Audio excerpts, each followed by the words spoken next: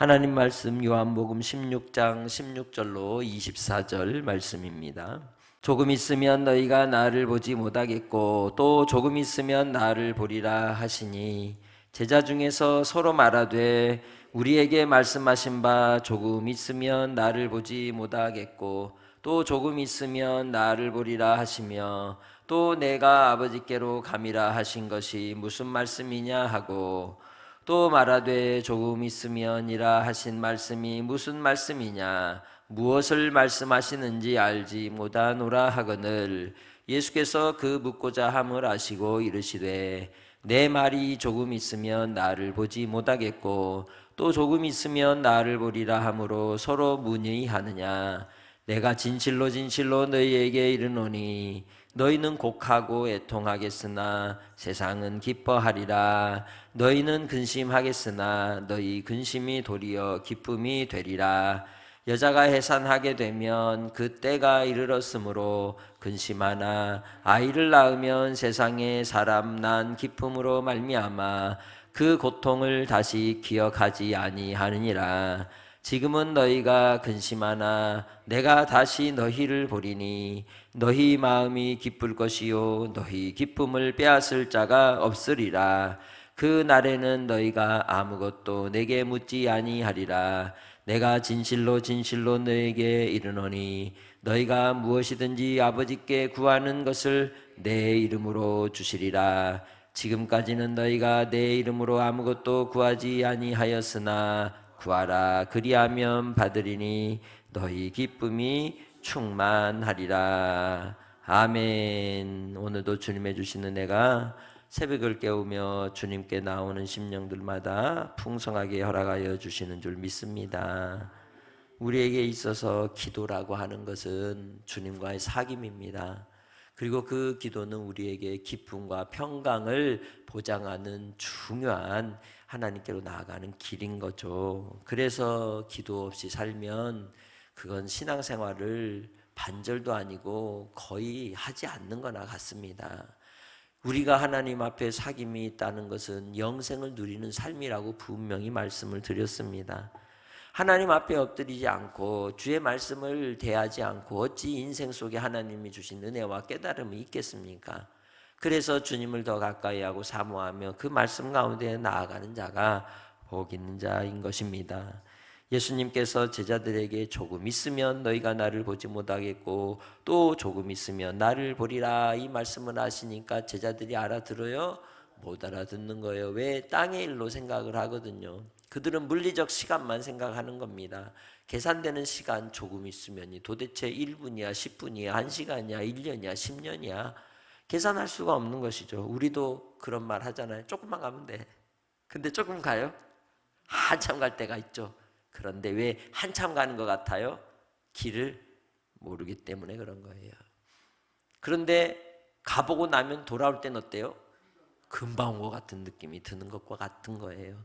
조금 있으면 하지만 제자들은 눈뜬 것이라고 얘기하잖아요. 우리가 모르거든요. 모르면 답답하고 불안하고 알지 못하기 때문에 오래 걸리는 것 같은 느낌이 드는 것처럼 제자들이 조금 있으면이라는 말을 하는 그 말씀 가운데 나를 보지 못한다, 나를 본다 하니 보지 못했다가 또 본다니 무슨 말씀인가 하고 도저히 알아듣지를 못하는 겁니다.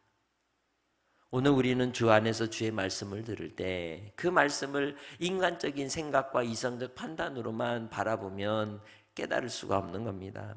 진리의 말씀, 생명의 말씀이 여러분의 심령 가운데 거할 때 하나님의 주신 깨닫는 은혜가 있어 이 땅에 살지만 그러나 하나님 나라를 바라고 소망하며 그리스도의 평강 가운데 날마다 한 걸음 한 걸음 가까이 나아가는 심령들이 다 되시기를 주님의 이름으로 축복합니다. 예수님께서 이 조금 있으면이라 하심은 곧 십자가의 죽으심과 부활을 이야기하는 겁니다.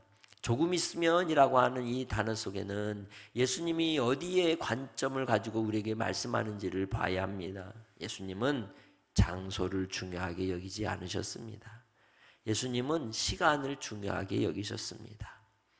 그래서 예수님이 때를 말씀하셨고 수가성 여인과 대화 속에서도 그리심산에서 예배하는 것도 아니고 예루살렘에서 예배하는 것도 아니고 때가 온다고 말씀하신 겁니다. 그 때는 예수 그리스도의 십자가의 죽으심과 부활인 겁니다. 그 십자가의 죽으심과 부활을 통하여 우리에게는 참된 예배자로 하나님 앞에 담대하게 지성소로 들어가는 문이 열려지게 된 것이죠.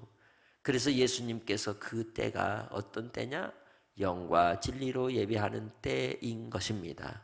영과 진리로 예배한다는 것은 다시 제사 드릴 필요가 없다는 것이죠. 단번에 들이신 예수 그리스도의 십자가의 제물로 말미암아 이제는 우리가 하나님 앞에 예수 이름으로 담대히 나아가는 길이 열어졌다는 거예요. 거기엔 무엇이 필요하냐? 영과 진리가 필요하다는 거죠. 그리고 니고데모와의 대화에서는 물과 성령으로 나야 한다고 말씀하셨습니다. 그것은 물 곧 성령을 말씀하심이며, 그러면 왜 예수님께서 오늘 16장에서도 이 말씀을 하시느냐? 그것은 제자들에게 성령을 따라 하나님이 주실 선물을 말씀하기 위함인 것입니다. 예수님께서 결국은 아버지께로 가게 되신다는 말씀에 대해서도 그들은 도저히 알아듣지를 못하는 거예요. 아버지께로 간다는 말씀을 하시는 이유를 모르는 겁니다. 승천하신다는 의미가 아닙니다. 성령님 보내주신다는 의미인 겁니다.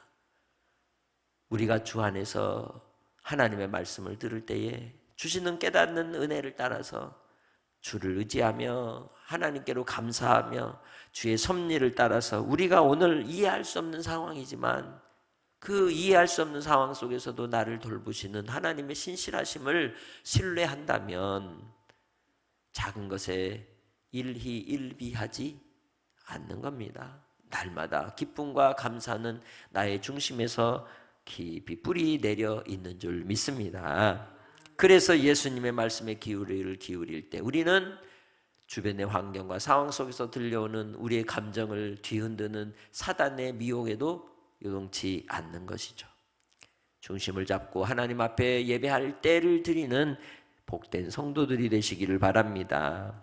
예수님께서 그 묻고자 함을 이미 아셨다는 거예요. 그러면서 말씀합니다. 내 말이 조금 있으면 나를 보지 못하겠고 또 조금 있으면 나를 보리라 하므로 서로 문의하느냐? 도대체 알아먹지를 못하는 이유가 무엇인 줄 아느냐? 겪어보지 못했기 때문이고 아직 미래가 이루어지지 않았기 때문이며 성경 말씀을 믿지 않는 것 때문인 것이죠. 그것은 무지함이며 그 무지함은 단순한 무지함이 아니라 성령께서 깨닫게 하실 때 이루어지는 일인 것이죠. 그런데 이 조금 있으면이라고 하는 의미 속에는 어떤 의미가 들어있을까요? 그것을 20절에 말씀하는 겁니다. 너희에게 이르노니 너희는 곡하고 애통하겠으나 세상은 기뻐하리라. 너희는 근심하겠으나 너희 근심이 도리어 기쁨이 되리라. 여기에 예수님이 하시고자 하는 방점이 있는 거예요. 너희들 조금 있으면 곡하고 슬퍼하고 두려워하고 무서워할 거야. 세상은 기뻐하고 쾌재를 부를 거야. 그러나 또 조금 있으면 세상은 근심 가운데 염려 가운데 떨어지나 너희는 오히려 기쁨이 될 거야. 그 기쁨은 무엇일까요? 단순한 부활의 기쁨일까요? 성령을 보내주심으로 주신 놀라운 하나님의 은혜의 선물이 예비되어 있음의 기쁨인 겁니다. 우리가 주 안에서 살아간다는 것은 성령님이 우리와 함께 하신다는 뜻입니다. 그래서 예수님께서 아기를 잉태하는 엄마의 여자의 해산에 대해서 비유를 하고 있는 것이죠. 때가 이르러 근심하지만 아이를 낳으면 세상에서 사람 난 기쁨으로 그 고통을 다시 기억지 않더라는 거예요. 하나님의 지혜는 이 땅의 평범함에 있습니다. 오늘 하루 여러분이 하는 삶의 지혜 속에도 하나님의 비밀이 담겨 있는 때가 있어요. 씨 뿌리는 농부의 비유를 보시고 예수님께서는 천국의 많은 비유도 일상의 삶을 이야기하는 겁니다. 그건 멀리 2000년 전에 예수님이 하신 말씀으로 끝나는 게 아니라 오늘 여러분 지금 이 시간에 여러분이 오늘 하루를 살 때 순간순간 생각나는 그 지혜 속에도 주의 비밀이 있는 겁니다. 그러기에 우리가 구해야 될 것이 무엇일까요? 성령님을 구해야 한다 이 말씀인 거예요. 그래서 예수님께서 여자가 해산하게 되면 그 때가 이르렀으므로 근심하지만 사람 난 기쁨 때문에 그 고통을 다시 기억지 않듯이 너희들이 그 때가 될 거라는 거예요. 예수를 믿고 구원받는 내 가운데 우리가 간증할 때 간증의 내용을 보세요. 그 순간은 고통스럽고 괴롭고 힘들고 아프고 시련의 때가 지나가는 그 과정 속에서의 고난이 있지만 하나님의 주시는 그 은혜와 그 영광을 볼 때 다 아무것도 아닌 것처럼 갚아주시더라는 거예요. 보상하시는 하나님, 우리를 위로하시고 감싸주신 하나님, 그러기에 우리는 고통은 다시 기억지 않는다. 할렐루야. 고통을 다시 기억한다는 말을 요즘 현대적인 영어 단어로 뭐라 그래요? 트라우마라 그러는 거예요.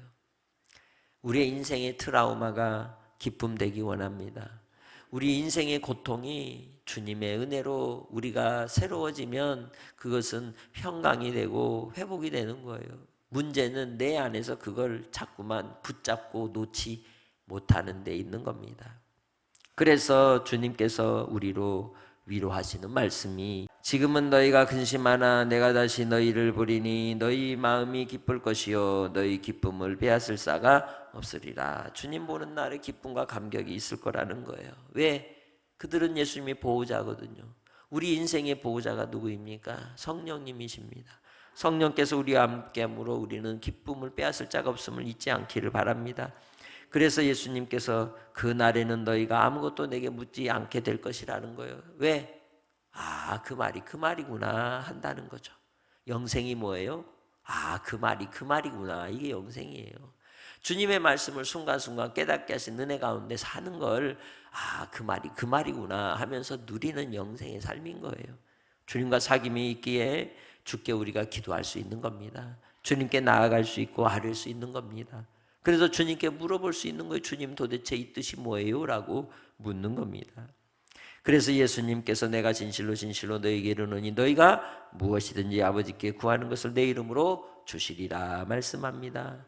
그래서 그 내 이름으로 주시리라 하신 그 주시는 건 뭘까요? 성령님.